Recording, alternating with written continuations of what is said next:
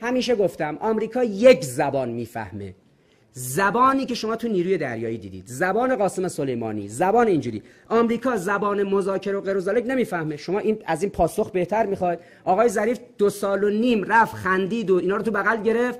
آقای جانکری وقتی که تو آبان پارسال تصویب شد قضیه قانون داماتو، دوباره 10 سال دیگه همه اینجا اعتراض کردن با آقای ظریف. آقا این که دوباره تصویب کرد، گفتن الان آقای اوباما اینو وتو میکنه. آقای اوباما وتو نکرد.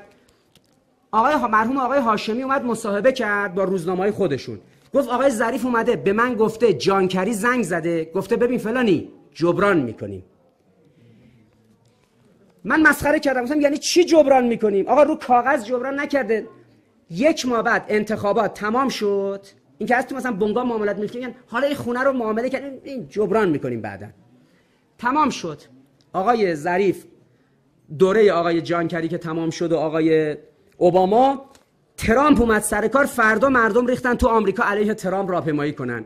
آقایی که قرار بود جبران کنه برای ما اشتباهی که پیش اومده بود، کفش تیمبرلند پوشید، شلوار جین، کاپشن، دست سگش هم گرفت، به اصطلاح قلاده سگشو، آمد تو راهپیمایی با مردم علیه ترامپ. تازه رفت ته خط دوباره یه چند سالی مبارزه کنن دوباره بیان سر کار.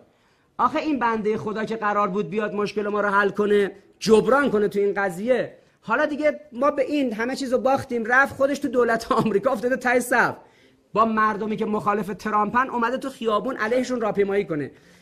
همین درس برای ما کافی است که ما با آمریکایی‌ها مذاکره کردیم، همه چیز رو دادیم رفت. بعد آمریکایی‌ها فرداش اومدن به ما چی گفتن؟ فرداش اومدن به ما گفتن که ببین جبران میکنیم. بعدن اونی که میخواست جبران کنه به آقای هاشمی گفته بودن که گفته جبران میکنه، رفت.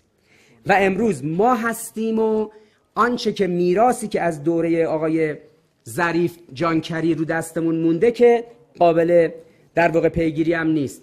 استکبار ستیزی مفهومی قرآنیه، ما رو چاره‌ای نیست که این رو دنبال کنیم و قدر داشته هامون که یکیش امنیت رو بدونیم، قدر داشته هامون رو. والا همه کشورها که با آمریکا رابطه دارن، همه آفریقایی‌ها، همه مناطق خودمون اینجا، همه با آمریکا رابطه دارن، نتیجه کارشون رو میتونیم ببینیم.